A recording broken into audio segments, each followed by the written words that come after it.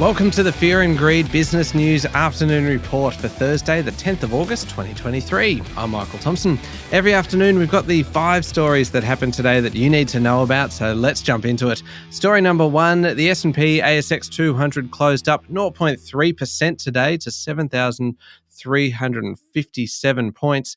Lake Resources was the best on the bourse today, closing 27% higher ahead of an update it's giving at a lithium seminar in South America.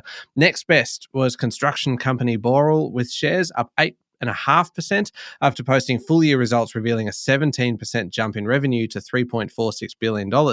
Coal and resources companies really led most of the top rises. Sayona Mining climbed 7.7%, while New Hope and Paladin Energy were both up over 5%.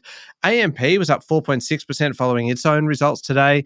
The tech sector was the worst performer, with Xero down nearly 4%, but outside tech, contracting company Downer EDI shares fell 6.4% after cutting its dividend and reporting a $386 million loss. One other worth mentioning is AGL, which recorded a $1.3 billion loss for the full year and was sold off by investors today, down 3.4%.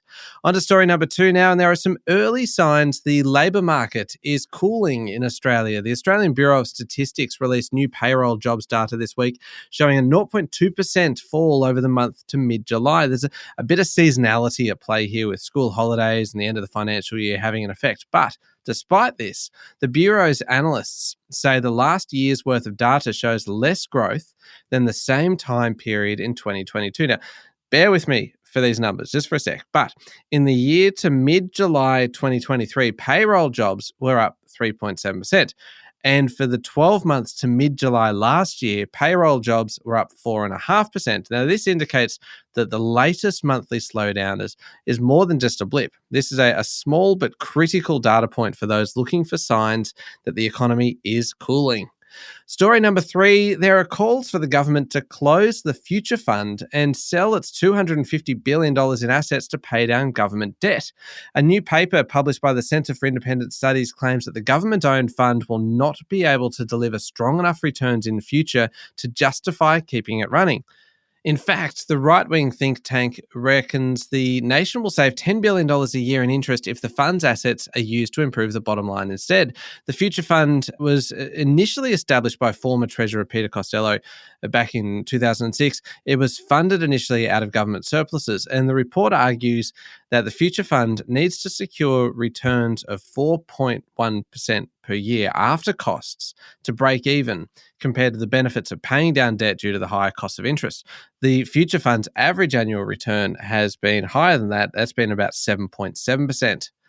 Story number 4, the National Broadband Network is looking into the low Earth orbit satellite technology used by Elon Musk's Starlink as a replacement for its Sky Muster system. This is interesting. NBN co-chief executive Stephen Rue told the Sydney Morning Herald that he wasn't intending to scrap the existing satellites until the end of their design life, but using the technology in future could be an option alongside putting some users on fixed wireless connections.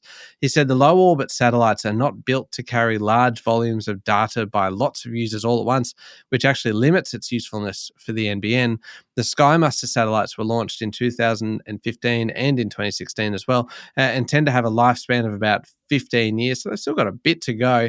The decision might have to be made, though, sooner rather than later. NBN Co. also announced full-year results with revenue of $5.27 billion, but $25.8 billion in debt.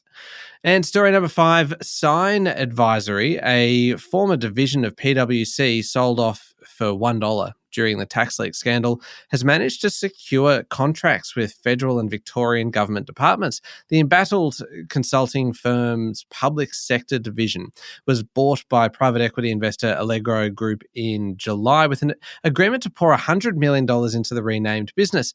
The Australian Financial Review reports that it has also become a pre-vetted supplier of cloud computing services for the Commonwealth, though whether it will actually then win these contracts will still remain to be seen. Under PwC, the public sector division brought in about $600 million in revenue last financial year.